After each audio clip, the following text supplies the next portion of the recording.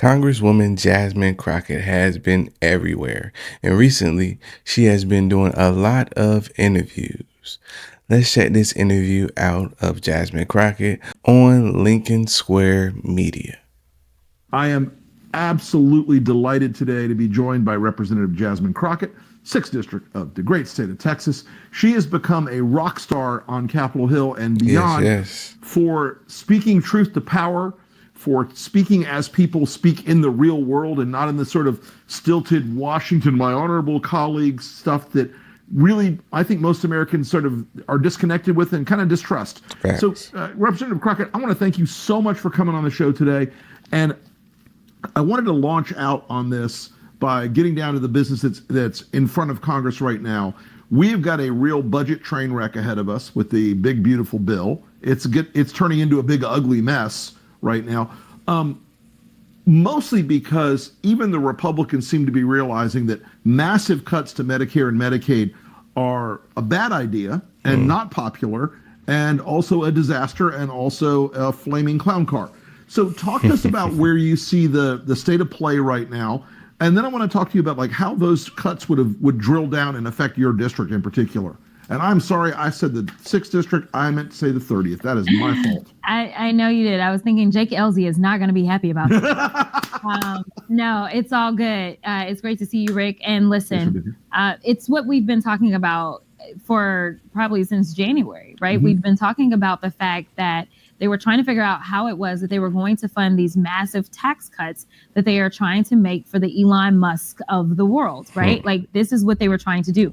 And so the only way that you could fund it is by saying, you know what? So that Elon can go out and have another baby mama that he's not going to take care. Anyway, whole other issue. But, you know, it's like Elon needs more money for why, right? At the same time as, you know, I broke down the numbers specifically for children only. In our DOJ subcommittee hearing that we just had last week.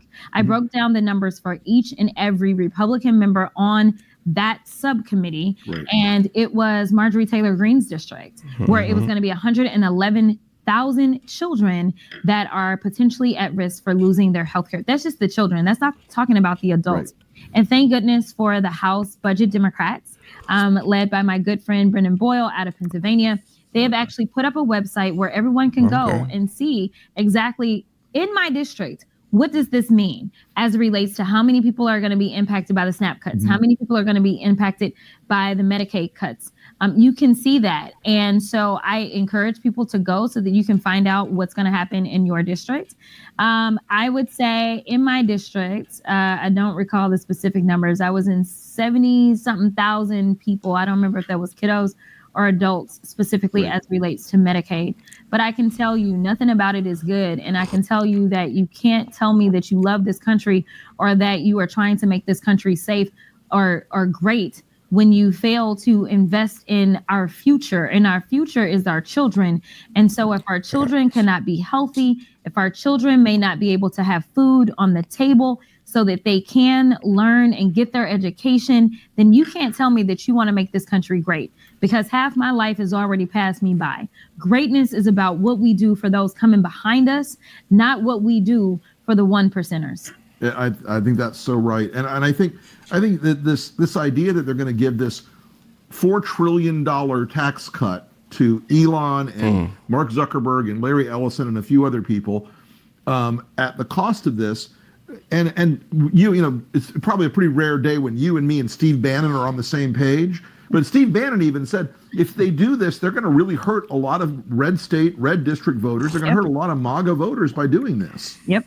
Yeah. I mean, when we look at the numbers, it's one of the reasons I brought up Marjorie's district. It is these Republican districts. When we looked at just the children that would be impacted by those Republicans, it was over 600,000 children combined.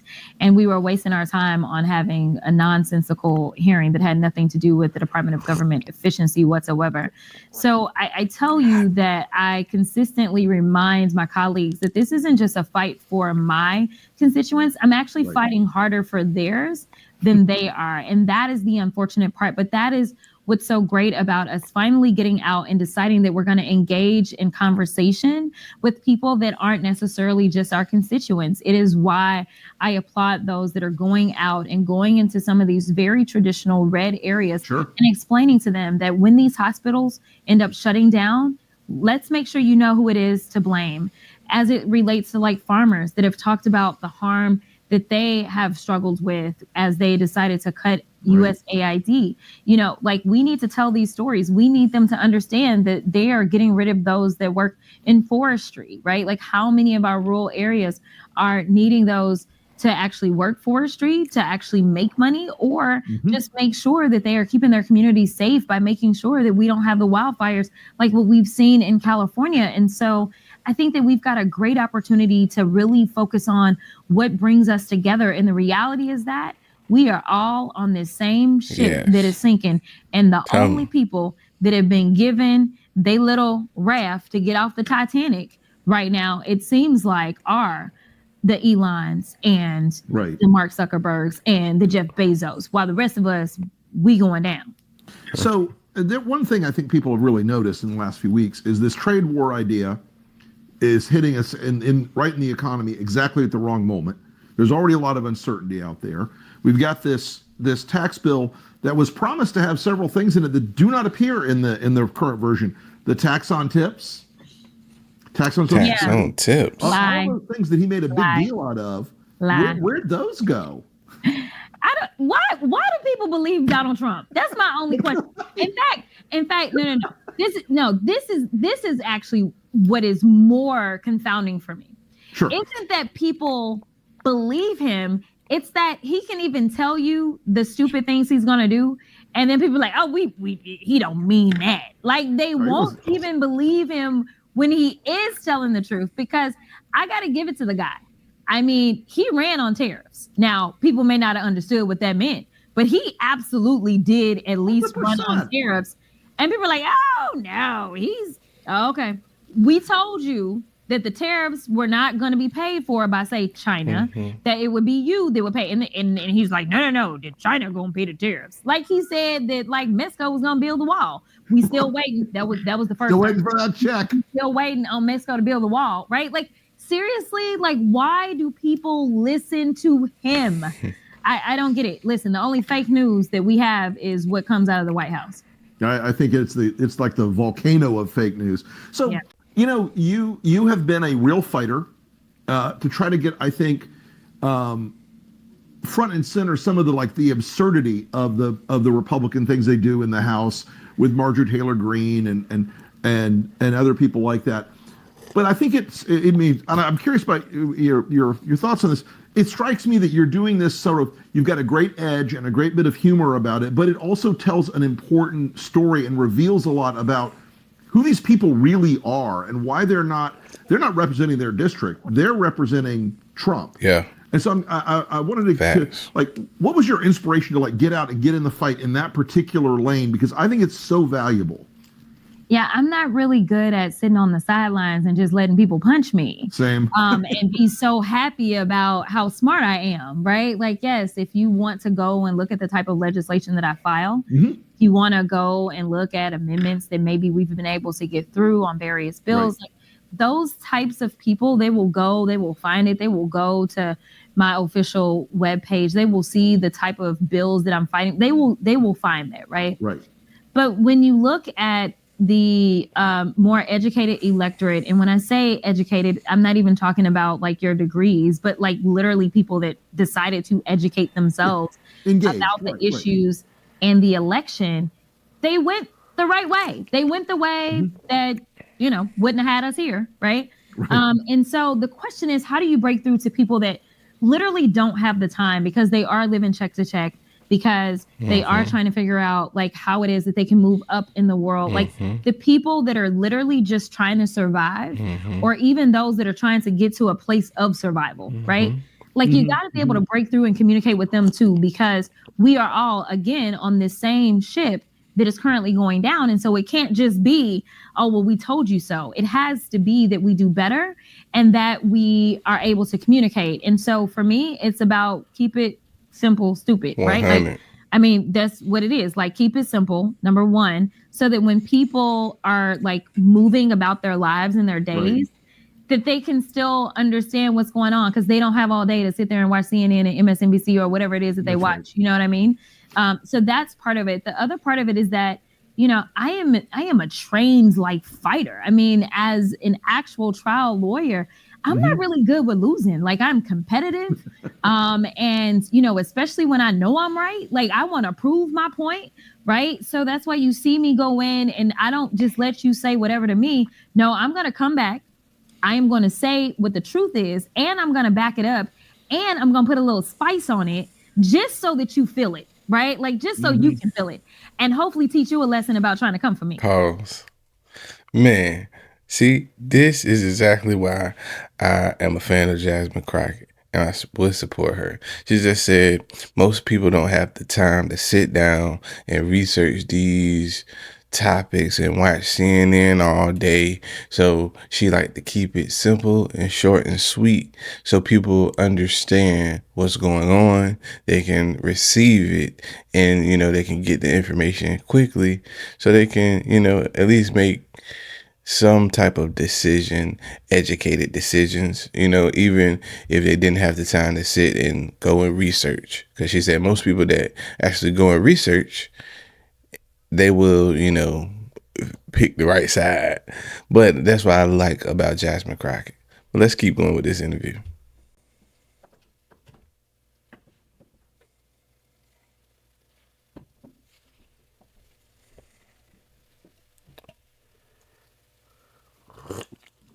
I think that is one of those things that is so valuable because the culture of Congress, and I've been around, I've been 61 years old. I've been around this process my entire adult life.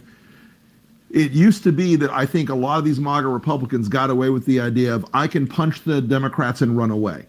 I can get in their face, I can get in there, you know what, and they're not going to do anything. And I think it really has surprised a lot of them that you are going to go in there as a real combatant. You're not going to screw around and go, oh, well, that was how outrageous. You should be ashamed. Instead, you're going to go right back at them. Yeah. And I wonder if I wonder how you hear from some Republicans, because I still talk to a few Republicans in the House and a few in the Senate, and they can't stand Marjorie Taylor Greene either. Nope. They can't stand the crazies either. And I'm curious how many of how often you get a Republican whisper in your ear like, thank you for that. Oh yeah, like I remember, which we just hit the 1 year anniversary of the Bleach Blonde situation. Oh Yes, the man, look at anniversary. We should that. have had an anniversary t-shirt. You know, if I had known that, I would have thrown a party, man. Because I have to tell Man, you that clip probably got that. played in Let's our go household back. about 100. Man, look at this picture. Look at this picture right here. You talk about the ultimate roast right here. Bleach Blonde, Bad Built, Butch Body Remix. Man, that's funny. That is funny. Let's keep it moving. Times, and it kept getting better. Yeah, the views are still going. The songs are still going. We need to have an anniversary situation. But anyway, but I will tell you that when that happened, there were men and women from the Republican side. They came up to me and they were making little jokes. They're like, listen, I love your lashes. I ain't got nothing to say about your lashes. And, you know, there was a high five here or there on the issue. And, you know, what I do find is that what I would consider to be a traditional Republican, someone where our policies may not necessarily fully align, but they are really they're really grounded in their beliefs of what it is that the traditional Republican Party stands for. Right. They absolutely seemingly have no problems with me. They, you know, see the crazy, and if they could publicly do something to them, they would. And so, you know, they respect my gangsta, so to speak. Well, hey, you know what? It is something though that I feel like you have liberated yourself in a lot of ways as a member and as a leader. Do you wish more of your Democratic colleagues would follow along in that sort of model? I mean, because I think there are a few that are starting to step out more. And as you mentioned earlier, the ones that are going to do these town hall meetings in these red districts, I think that is absolutely great leadership in action that that cuts through a lot of the BS and the fog on the MAGA media machine. Do you wish more of your colleagues were out there swinging as hard as you do? I think that I wish every colleague felt comfortable in fighting in their own way, because I can't imagine like people clapping back and doing the things that I do necessarily the way that I They do can't it, do it right? like you. So I like You're a separate. They can't do it like you. so I don't necessarily see that, but I would hope that my colleagues feel comfortable in their own skin, in their authentic skin, that skin that sometimes may end up saying something that is off color, if that's how they honestly feel. Sure. I don't think that people should do things trying to chase a moment. I think that one of the reasons, I remember there was someone that was doing an article about how viral I was going last term. And, she was like, I'm curious, like, do you plan this? Do you know this? And I was like, no, like, there is no sauce. I said, if I had to say that there was like a special sauce to doing this, then it would be more so grounded in this idea of having real emotions and being honestly connected to the issue. Like, when I get frustrated or upset, or I think something stupid's happened, like, you are feeling it, you're seeing it. I mean, my face can't hide it, Right. and I say what I have to say. And I know that there are those, especially when it comes to the Black community, that have felt like when they walk into certain rooms, if they don't speak a certain way, then they somehow will be ostracized, or that they will be seen as less than. And I think that I have empowered a lot of people to be okay in their skin in general, whether it's my colleagues or otherwise, because I know what my credentials are, just like they do. Right. And so, regardless of how I say it or whatever I say, you can't take away and now I got 3 honorary doctorates on top of everything. I got more honorary doctorates than the president. I got more degrees that I sat and earned as well than the president. So no, I'm gonna say what I'm gonna say. I'm gonna say it the way that I'm gonna say it, and I'm not gonna feel a way about it, because literally y'all let a 34 count convicted felon into the White House, and frankly, he was given all of the opportunities that I never was born with. He was the one that was given a leg up because he was born into money. That wasn't my story. I'm the first lawyer in my family. I'm the first politician in my family. Like, I didn't have people that were pulling me along. So I think that we should all feel comfortable, especially on our Democratic side, because a lot of the people on my side of the aisle have very real stories that honestly real people can relate to. And I think that it's just about being okay with who you are in your skin at all times, regardless of the titles that you carry. I think that's a really good way to look at this, and I think your authenticity has been something that people. I think it's hard to emulate what you do, because most people don't have that real mental agility to play that game as quickly as you do on the in hearings and on the floor and in other interactions. But I do think that's right. That people have, they've got to find a way to tell their stories and find a way to get people to understand who they are as leaders, as Democrats, as folks that are in this big fight, in this moment of like corruption and shittiness and all the awful like monstrosity things that are going on, and the abuse of power in Washington. And that's one of the things I wanted to ask you about. So you've got now Mike Johnson today out defending the flying brothel in the sky, the super plane, whatever. And yet you've got other Republicans who want to throw Democrats off their committees, from the Democrats from New Jersey. They want to throw them off their committees because they went to exercise oversight in the midst of this insane ICE overreach. Talk to me about where that stands right now, and what you guys are thinking about pushing back on with that. Yeah, so a couple of things. Listen, we shouldn't even call them Republicans. We shouldn't call them MAGA. We should just call them hypocrites, right? or we could just call them just straight up lawless hypocrites, right? Because what has been revealed is that they do not care about breaking laws. They don't care about breaking rules. They don't care about breaking anything, including our economy, as evidenced, right? So they are just going in and they are breaking everything. And then they want to come out and sell you this book of goods and be like, listen, it's beautiful. It's kind of like the way that he named his big bad breaking ass bill, right? Like it's all it is like breaking stuff, right? He's like, oh, it's a beautiful bill. No, bro, it's not. There's nothing beautiful about it, honey. Not a bit. Right? And so like that is what we consistently see out of the Republicans. And I think that we need to consistently kind of make sure that we are highlighting that like this is obviously a bigger deal. I sat on oversight last term. We dealt with Hunter Biden and them saying that they were going to impeach President Biden over and over and over. They never brought the impeachment to the floor for a vote, but they had these hearings consistently where they were going after the president by going after his son, saying that because he sat on a board, then it must have been something nefarious that was happening in Burisma and all of the things, right? Now, in broad daylight, right. This fool is like, listen, I want a new plane. And listen, I've been on Air Force One. Truly, I won't be on. It's a nice ride. I was like, oh, this fancy. I mean, like, listen, I'm talking about the carpet is more plush than what you got in your crib right now. I mean, it is not the bed, like the level of stabilization, like it literally is like a flying castle. Okay, yeah. Like when we board our flights, our commercial flights, most of us, right? Like you feel every bump, okay? You feel everything. You don't feel anything. I'm like, oh, we're on the ground.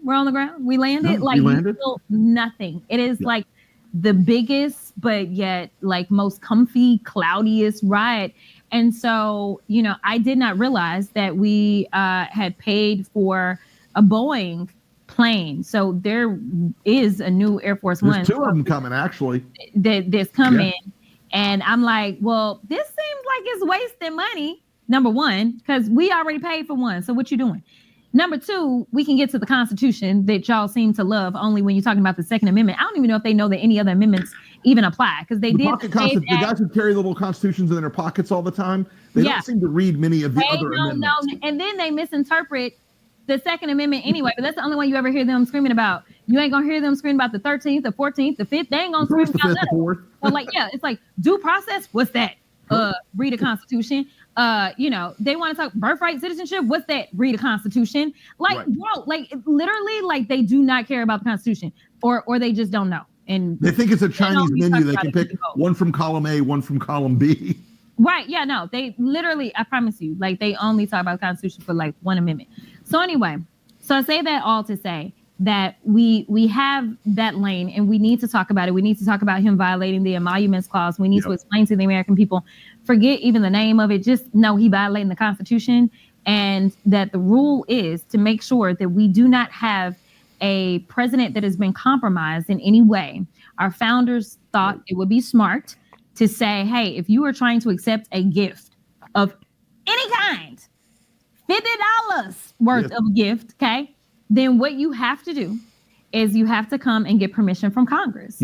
That's it. So Congress is supposed to look over it. So like, you know, in the founders' great wisdom, they probably would have thought that Congress would have had their own backbones and recognized that they were a separate but equal, call me crazy, equal branch of government. You know, so right now he can get through whatever level of corruption he wants to get through anyway. So just go on and take it to us. Go on and make them vote for it. Make them vote to give you this plane from the Qataris and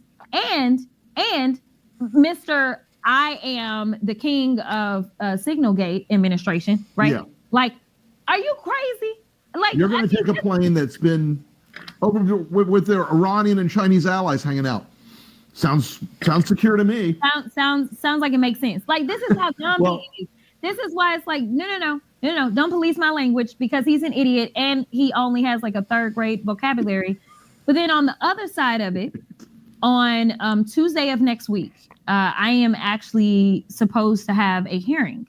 Okay. And it is about my colleagues, seemingly, in some way, in this New Jersey issue. So I am the ranking member on the subcommittee for oversight for judiciary. Right. So I sit on the oversight committee and I'm on subcommittees, but then I sit on judiciary and I am the ranker for the subcommittee on oversight on judiciary. Right. Okay.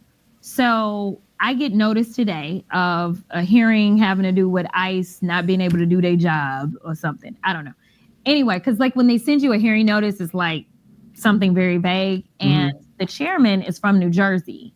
So I was like, this sounds like y'all about to go after my colleagues. They're gaming. They're going after your colleagues. So I'm not going to give away everything that I have planned, but I will say that picking a fight with me and giving an opportunity to be in defense of people that are on the right side of history, man, I miss the courtroom. So this gonna be down my lane. So I am ready. So we are gonna work on that. So that hearing is going to take place on Tuesday afternoon. And in addition to that, I know a lot of people don't understand that during Trump 1.0, there were issues with ICE. If y'all remember the babies in cages, there were issues with ICE back then. And so they actually passed a bill in which members are allowed to go at any time and actually do oversight. And so these members had done that before. It is their obligation, not only because of the oaths that they have taken as members of Congress, but it is literally written in specifically about ICE because there were issues with the conditions and they wanted to make sure that members of Congress could always. So this is exactly what they were doing. And these members have done this in New Jersey before with no problems. And of course, we saw the Mayor Baraka today releasing video footage of them literally like letting him in. Unbelievable. Well, Jasmine Crockett, my friend Claire Dewar from down there in Dallas said you were going to be a fireball. She was absolutely right. I am so glad you came on the show today. Thank you so much. Really appreciate what you do every day. And I look forward to talking to you again soon. So that was the interview of Congresswoman Jasmine Crockett. And I love watching her on her interviews because she really keeps it real, keeps it 100% real. Let me know what you guys think in the comments below. And like always, I'll see you in the next one. Peace.